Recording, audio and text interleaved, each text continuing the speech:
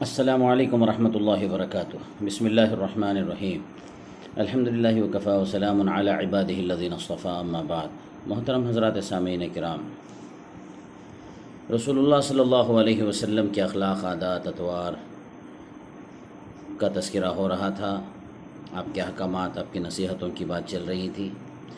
اسی میں سے ایک بات ہے جو ہمارے معاشرے میں آج بہت زیادہ جس کی ضرورت ہے، اور یہ وہ چیز ہے جس میں ہمارا معاشرہ ہر خاص و عام تقریباً اس میں ملوث ہے، وہ ہے گالی دینا۔ ذرا سی بات پر لوگ طیش میں آ جاتے ہیں، غصے میں آ جاتے ہیں اور گالیاں بکتے ہیں۔ رسول اللہ صلی اللہ علیہ وسلم نے پوری زندگی میں کبھی کسی کو گالی نہیں دی، اور بلکہ فرمایا گالی دینا بہت بڑا گناہ ہے، سبب المسلم فسوق، بہت بڑا گناہ ہے۔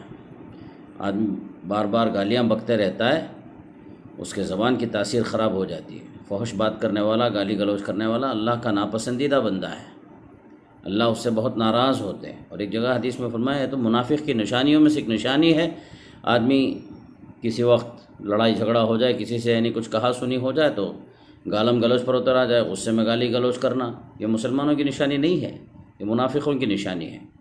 اور رسول اللہ صلی اللہ علیہ وسلم نے فرمایا کبیرہ گناہوں میں سے گناہ یہ بھی ہے کہ آدمی اپنے ماں باپ کو گالی دے۔ صحابہ نے بڑے تعجب سے پوچھا ایسا کون بد نصیب جو اپنے ماں باپ کو گالی دے گا؟ حضور صلی اللہ علیہ وسلم نے فرمایا کہ اگر کوئی کسی کے باپ کو گالی دیتا ہے تو وہ اس کے باپ کو گالی دیتا ہے، اگر ایک شخص دوسرے کی ماں کو گالی دیتا ہے تو وہ پہلے والے شخص کی ماں کو گالی دیتا ہے۔ تو در حقیقت یہ گالی کی پہل کرنے والا یہی اپنے ماں باپ کو گالی دینے والے کے برابر ہوا۔ تو لہٰذا اگر کوئی آدمی کسی اور کے ماں باپ کو گالی دیتا ہے تو حقیقت میں وہ اپنے ماں باپ کو گالی دے رہا ہے۔ دوسرے کو برا بھلا کہنے والا گویا اپنے آپ کو، اپنے گھر والوں کو، اپنے ماں باپ کو برا بھلا کہہ رہا ہے۔ یہ برائی آج ہمارے معاشرے میں بہت پھیل گئی ہے۔ کیا نمازی، بے نمازی، کیا پڑھے لکھے، کیا ان پڑھ، کیا بچے، جوان، بوڑھے، اور کیا مرد، کیا عورتیں، سب اس گناہ میں ملوث ہیں۔ ہر جگہ یہ ہے، بازاروں میں بھی، سڑکوں پر بھی۔ ذرا سا کسی نے ٹکر لگا دی، گالی نکل گئی۔ کسی نے کیچڑ اچھال دیا، پانی اڑ گیا بارش کا، گالی بک دی۔ گھر میں آئے، بیل کیا، دروازہ کھٹکھٹایا، فوراً دروازہ نہیں کھولا، بیوی کو گالی دے دی۔ بچے نے بات نہیں مانی، بچے کو گالی دے دی۔ حد تو یہ ہے کہ جس امام کے پیچھے نماز پڑھتے ہیں، جس مؤذن کی اذان سن کر مسجد کو آتے ہیں، اس امام مؤذن کو بھی لوگ گالیاں دے دیتے ہیں۔ ہر جگہ گالم گلوچ، مسجدوں میں گالی گلوچ۔ اللہ ہماری حفاظت فرمائے۔ بہت برا ہے اور بہت بڑا گناہ ہے گالی دینا۔ اللہ کی نظر میں وہ آدمی گر جاتا ہے اور آخرت میں اس کی بڑی پکڑ ہوتی ہے، سزا ہوتی ہے۔ اس لیے اپنے آپ کو گالم گلوچ سے بچانا ضروری ہے۔ اور یہی تو ہے سیرت۔ صرف ایک دن 12 ربیع الاول کو جلسہ کرنا سیرت نہیں، یہ سب سیرت ہے، یہ سب سنتیں ہیں۔ کسی نے سوال کیا تھا مجھ سے سنت کے بارے میں، یہ سب سنتیں ہیں۔ گالی چھوڑنا بھی سنت ہے، عادت پڑ گئی ہے نا۔ زیادہ استغفر اللہ پڑھو، سبحان اللہ پڑھو، الحمدللہ پڑھو، اللہ اکبر پڑھو، لا الہ الا اللہ پڑھو۔ ہر وقت زبان کھلے، منہ کھلے تو بس اللہ کا ذکر کرو، درود شریف پڑھو، گالیاں دینا چھوڑو، اور اپنے نفس کو اس کی عادت ڈالو۔ اگر اللہ نہ کرے ہم سے گالی نکل رہی ہے تو جس سے ہم گالی دیتے ہیں فوراً اس کے ہاتھ پیر پکڑ کے اسے معافی مانگ لینا، اس لیے کہ اگر وہ معاف نہیں کرتا آخرت میں پکڑ ہوگی۔